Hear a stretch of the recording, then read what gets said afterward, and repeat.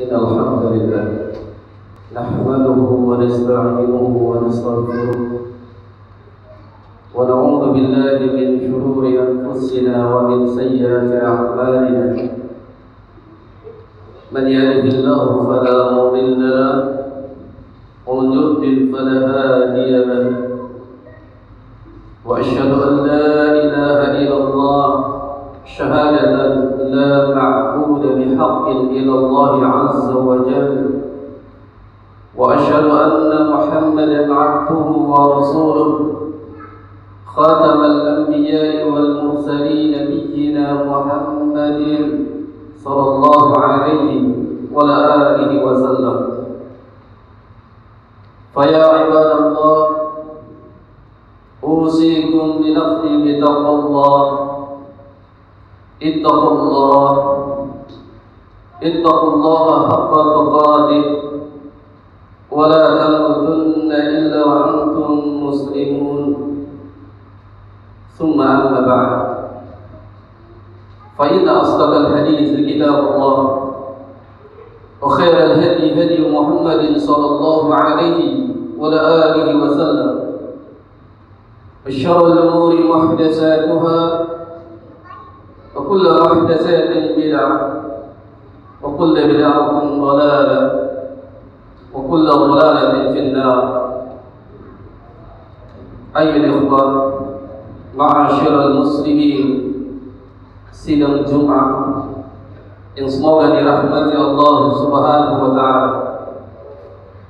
Yang pertama kita bersyukur kepada Allah Jalla Jalaluhu atas limpahan karunia nikmat-Nya yang senantiasa diberikan kepada kita dari nikmat Islam, nikmat iman, dan juga nikmat sehat walafiat.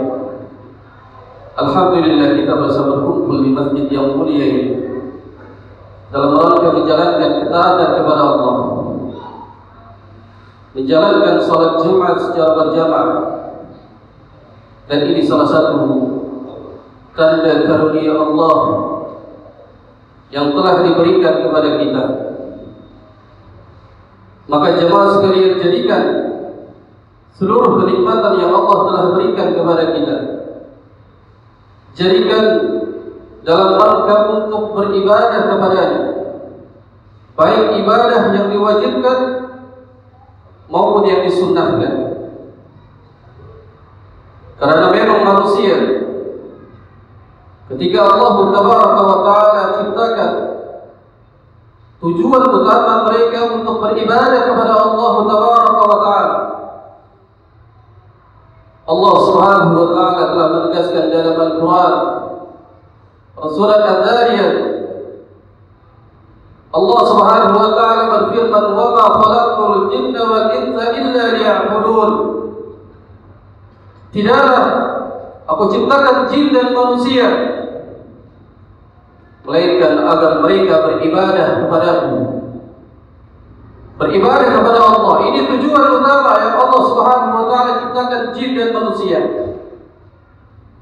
Namun tidak sebatas ibadah kepada Allah. Bukan hanya kita beribadah kepada Allah lalu selesai. Namun kaum muslimin, umumnya umat manusia, ketika mereka diciptakan Allah, diwajibkan agar mereka mentauhidkan Allah Tabaraka wa Ta'ala. Karena Allah Subhanahu wa Ta'ala menyebutkan tadi pada surah Al-Dhariyat, semata-mata Allah ciptakan mereka jin dan manusia illa liya'budun, tidak lain untuk beribadah. Namun di situ diwajibkan untuk mentauhidkan Allah Subhanahu wa Ta'ala. Karena makna illa liya'budun dijelaskan oleh Imam Bukhari. Beliau menjelaskan dalam ayat yang mulia ini, tidaklah menciptakan jin dan manusia illa liya'budun. Imam Bukhari mengatakan illa yuwahhidun, melainkan manusia dan jin itu untuk beribadah kepada Allah dan juga dia mentauhidkan Allah Subhanahu wa Ta'ala. Apa makna tauhid? Makna tauhid Seluruh para ulama menjelaskan bahwa makna tauhid adalah la ma'budu bihaqqin illallah azza wa jalla. Tidak ada ilah yang berhak diibadahi dengan benar melainkan Allah tabaraka wa ta'ala. Maka kewajiban kaum muslimin ketika dia diperintahkan untuk menyembah Allah, beribadah kepada Allah, wajib baginya untuk mentauhidkan di seluruh ibadahnya. Kerana Fadilatul Syekh Saleh Al-Fawzan hafizahullah ta'ala ketika menjelaskan dari makna tauhid, beliau menjelaskan dalam kitab Al-Mulakhas fi Syahri Kitab Tauhid. Beliau mengatakan anna tauhid huwa ifradullah bil ibadah. Bahwasanya tauhid itu seorang hamba dia mengesahkan Allah di seluruh ibadahnya, bukan hanya salat yang dipinta oleh Allah Subhanahu wa taala untuk dia mentauhidkannya, namun di seluruh ibadah. Ketika kita beribadah di dalam rangka menyembelih hewan kurban, maka tidak boleh dia menyembelih untuk selain Allah. Ketika dia berpuasa, tidak lain puasa kita tunjukkan untuk Allah, bukan untuk yang lain. Namun kaum muslimin akan jahilnya mereka akan makna kalimatul la ilaha illallah. Padahal kaum muslimin mereka sering mendengar akan kalimatul tauhid, bahkan didawamkan setiap hari la ilaha illallah. Namun mereka jahil, bodoh terhadap makna, dan juga mereka tidak mengamalkan dua rukun di dalamnya kalimatul tauhid. Oleh kerana itu jemaah sekalian yang dirahmati Allah Subhanahu wa taala, wajib bagi kita agar kita mengamalkan akan kalimatul la ilaha illallah yang terkandung di dalamnya dua rukun, yaitu rukun an-nafyu wal isbat. Ada dua rukun pada kalimatul la ilaha illallah. Yang pertama, la ilaha, tidak ada ilah yang berhak diibadahi. Maka kita nafikan seluruh, tidak ada ilah, tidak ada sesembahan, tidak ada yang berhak kita ibadahi. Disinilah rukun yang pertama, an-nafyu illallah. Hanya kepada Allah kita menyembah, hanya kepada Allah kita meminta, hanya kepada Allah kita bergantung. Disinilah rukun yang kedua, al-isbat, menetapkan bahwasanya ibadah, penyembahan kita tujukan hanya kepada Allah Tabaraka wa Ta'ala. Sering kita mengucapkan asyhadu an la ilaha illallah wa asyhadu anna Muhammadar Rasulullah. Kalimat ini sering kita ucapkan di dalam salat pada saat kita tasyahhud. Kalimat ini sering diucapkan oleh muadzin di saat mengumpulkan kaum muslimin untuk melaksanakan salat berjamaah. Kalimat asyhadu an la ilaha illallah wa asyhadu anna Muhammadar Rasulullah. Jika dia mengakui, bersaksi bahwasanya tidak ada ilah yang berhak diibadahi dengan benar melainkan Allah, berarti tidak ada yang berhak kita ibadahi, yang kita sembah, yang kita pinta melainkan Allah Subhanahu wa taala. Banyak kaum muslimin jahil ketika dia sudah beribadah kepada Allah. Dia sudah melaksanakan salat, selesai dari beribadah salatnya, dia minta rezeki kepada selain Allah Subhanahu wa taala. Dia datang kepada para dukun, dia bersekutu dengan jin. Ini yang disebut dia telah menyekutukan Allah Subhanahu wa taala. Berapa banyak kaum muslimin jahil, bodoh terhadap kalimat tauhid la ilaha illallah. Padahal kalau dia memaknai dengan benar, dia mengamalkan dua rukun di dalamnya, niscaya dia tidak akan pernah menyekutukan Allah Subhanahu wa taala. Namun kebanyakan kaum muslimin jahil terhadap makna kalimatul la ilaha illallah. Jahil mereka karena mereka tidak mengamalkan dua rukun di dalamnya. Ketika dia menyembelih kurban, dia peruntukkan untuk selain Allah. Pada saat bencana itu mulai datang, mereka berbondong-bondong menyembelih seekor kerbau, kemudian dia lanjutkan kepalanya ke lautan. Dia tanam di bumi, dia lemparkan ke hutan, dia lemparkan ke gunung, dan dia berharap bahwasanya bencana yang menimpa pada dirinya ini akan dihilangkan. Dia minta kepada selain Allah Subhanahu wa taala, jahil terhadap kalimatul la ilaha illallah. Berarti untuk apa kita dawamkan? Kita mengucapkan asyhadu an la ilaha illallah. Aku bersaksi bahwasanya tidak ada ilah yang berhak diibadahi dengan benar melainkan Allah Subhanahu wa taala. Kalau dia senantiasa bersaksi bahwasanya tidak ada ilah, tidak ada sesembahan yang dia hak, yang berhak disembah melainkan Allah, berarti tidak boleh kita meminta, tidak boleh kita meminta perlindungan kepada selain Allah Subhanahu wa taala. Maka barang siapa yang pada saat itu dia mati dalam keadaan menyebutkan Allah Subhanahu wa taala, Allah tidak segan-segan memasukkannya ke dalam neraka Jahannam dan bahkan dikekalkan selama-lamanya bersama orang-orang kafir. Rasul sallallahu alaihi wasallam bersabda dalam hadis yang dikeluarkan oleh Imam Bukhari, "Man mata yusyrik billah." Barang siapa yang dia mati, kemudian dia matinya dalam menyekutukan Allah Subhanahu wa taala, Allah Subhanahu wa taala akan lemparkan dia ke dalam neraka Jahannam. Dakhala nar, dia akan masuk ke dalam neraka Jahannam.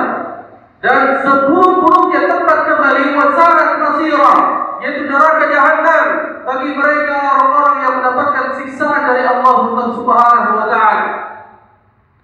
Maka itulah dosa yang paling besar yang ditanyakan oleh sahabat yang mulia, sahabat Abdullah bin Mas'ud radhiyallahu taala. Pada saat bertanyakan kepada Nabi sallallahu alaihi wasallam, "Ya Rasulullah, ayyu dhanbi a'zam 'inda Allah 'azza wa jalla?" Wahai Rasulullah, dosa apa yang sangat besar, yang paling besar di sisi Allah Subhanahu wa taala? Nabi sallallahu alaihi wasallam mengatakan, al-isyrak billah, yaitu menyekutukan Allah Subhanahu wa taala. Kita pahami, kita ketahui bahwa makna daripada syirik ini menyekutukan Allah, yaitu dia beribadah kepada Allah, kemudian dia membawa menggandengkan sesuatu kepada Allah Subhanahu wa taala. Entah dia telah beribadah lalu dia minta kepada selain Allah, lalu dia beribadah kemudian dia beri peruntukan bukan untuk Allah Subhanahu wa taala. Maka peringatan bagi kita kaum muslimin akan kita terus dari meyakini bahwasanya siapa orang yang ketika mentauhidkan Allah, dia tidak bersekutu, dia tidak berbuat syirik kepada Allah, maka Allah Subhanahu wa taala akan masukkan dia ke dalam surga. Dalam hadis yang disebutkan tadi dalam riwayat Imam Bukhari, "Man mata la yusyrik billah." Barang siapa yang dia mati namun dia tidak menyekutukan Allah, dia tidak berbuat syirik kepada Allah, dakhala al-jannah, maka dia akan dimasukkan ke dalam surga. Adapun orang-orang yang bermaksiat kepada Allah, ketika dia mati dalam membawa maksiat selain dari dosa syirik, maka dia akan disiksa terlebih dahulu di dalam neraka Jahannam, namun dia akan diangkat dan akan dikembalikan, dimasukkan ke dalam surga Allah Subhanahu wa taala. Semoga kita bagian daripada orang-orang yang dimasukkan dalam surga Allah Subhanahu wa taala. Aqulu qouli hadza wa astaghfirullah li wa lakum wa li sa'iril muslimin min kulli dhanbin fastaghfiruhu innahu huwal ghafurur rahim. Alhamdulillah, alhamdulillah hamdan katsiran tayyiban mubarakan fihi. Wa asyhadu an la ilaha illallah wahdahu la syarika lah, wa asyhadu anna Muhammadan 'abduhu wa rasuluhu la nabiyya wa rasula ba'da. Tsumma amma ba'd. Jamaah kaum muslimin sidang Jumat yang semoga dirahmati Allah Subhanahu wa taala. Di antara kewajiban seorang muslim setelah dia mentauhidkan Allah, memurnikan di dalam ibadahnya kepada Allah Subhanahu wa taala, kewajiban yang kedua, dia mentaati Nabi sallallahu alaihi wasallam. Karena pada kalimat la ilaha illallah digandengkan dengan bersaksi bahwasanya Nabi Muhammad itu adalah hamba dan utusan Allah Subhanahu wa taala sebagai nabi dan rasul, maka wajib bagi dirinya yang mengaku sebagai umatnya agar dia mengikuti apa yang telah diperintahkan dan dicontohkan oleh Nabi sallallahu alaihi wasallam. Dan ini menjadi syarat di dalam beribadah kepada Allah. Kita diwajibkan untuk beribadah kepada Allah, lalu kita diwajibkan untuk mentauhidkan Allah, namun dia wajib pula beribadah sesuai dengan sunnah Nabi sallallahu alaihi wasallam. Karena syarat di antaranya ibadah yang akan diterima Allah Azza wa Jalla itu ada dua syarat. Yang pertama dia ikhlas karena Allah, yang kedua di atas sunnah Nabi sallallahu alaihi wasallam. Hal ini dikatakan oleh Al-Imam Ibnu Ghazir rahimahullah, yang beliau menjelaskan dan beliau mengatakan ruknul amali mutaqabbil an yakuna budda an yakuna khalisan lillahi azza wa jalla wa sawaban ala syariati Rasulillah sallallahu alaihi wasallam. Beliau mengatakan bahwasanya syarat ibadah yang akan diterima Allah tabaraka wa taala yang pertama adalah khalisan lillahi azza wa jalla, dia ikhlas, dia ibadahnya mentauhidkan Allah Subhanahu wa taala semata-mata mengharapkan wajah Allah Subhanahu wa taala. Maka syarat yang kedua beliau mengatakan waswaban ala syariati Rasulillah sallallahu alaihi wasallam, ibadahnya dia harus di atas syariat Nabi sallallahu alaihi wasallam. Maka barang siapa yang dia beribadah kepada Allah, niatnya ikhlas karena Allah, namun ibadahnya tidak pernah dicontohkan oleh Nabi sallallahu alaihi wasallam, ibadahnya dia membuat sendiri, melakukan ibadah-ibadah yang belum disyariatkan oleh Nabi sallallahu alaihi wasallam, maka ibadah walaupun dianggap manusia itu baik, walaupun dia ikhlas karena Allah Subhanahu wa taala, namun dia tidak di atas syariat Nabi sallallahu alaihi wasallam, maka dia tertolak. Karena Nabi sallallahu alaihi wasallam sabdakan, "Man 'amila 'amalan laisa 'alaihi amruna fa huwa raddun." Barang siapa umatku yang dia beribadah kepada Allah, beribadah mengharapkan wajah Allah, namun dia tidak ada contoh, tidak dicontohkan Nabi, tidak diperintahkan oleh Nabi sallallahu alaihi wasallam, fa huwa raddun, maka ibadah itu tidak akan diterima oleh Allah Subhanahu wa taala. Kenapa demikian jemaah sekalian? Karena Allah Subhanahu wa taala mengutus Rasul sallallahu alaihi wasallam. Ini syariatnya agar Rasul sallallahu alaihi wasallam ini menjelaskan kepada umatnya. Sudah cukup syariat dijelaskan oleh Nabi sallallahu alaihi wasallam. Kita sebagai umatnya jangan menambah-nambah dari syariat yang telah ditetapkan oleh Al-Quran was Sunnah ala fahmi sahabat. Tidak boleh kita ada di dalam urusan agama ini, baik itu dia menambah atau dia mengurangi, karena Islam telah dibawa oleh Nabi sallallahu alaihi wasallam, didakwakan dari kota Mekah sampai ke kota Madinah dan sampai ke negeri-negeri Islam. Islam yang sempurna yaitu yang dibawa oleh Nabi sallallahu alaihi wasallam. Maka amalan yang akan diterima, yang diinginkan Allah Subhanahu wa taala, khalisan lillahi azza wa jalla waswaban ala syariati Rasulillah sallallahu alaihi wasallam. Maka beribadahlah kepada Allah. Yang pertama, dia harus ikhlas, mengharapkan wajah Allah. Beribadahnya tidak boleh dia membawa kesyirikan apapun, baik itu syirik yang besar maupun syirik yang kecil seperti riya, sum'ah, ujub, dia tinggalkan. Semata-mata kita beribadah kepada Allah Subhanahu wa taala. Yang kedua, jangan melakukan suatu ibadah kalau tidak ada perintah dari Nabi sallallahu alaihi wasallam. Karena Islam telah diturunkan oleh Nabi sallallahu alaihi wasallam. Islam telah dibawa oleh Nabi sallallahu alaihi wasallam, diajarkan dari hal yang besar sampai yang kecil diajarkan oleh Rasul sallallahu alaihi wasallam. Bahkan sampai buang hajat diajarkan oleh Nabi sallallahu alaihi wasallam. Sampai buang hajat diajarkan. Maka tidak mungkin ada syariat-syariat yang besar maupun yang kecil tidak dijelaskan oleh Nabi sallallahu alaihi wasallam. Semoga kita diberikan taufik hidayah agar kita beribadah kepada Allah, ibadah kita ikhlas, ibadah kita di atas sunnah Nabi sallallahu alaihi wasallam.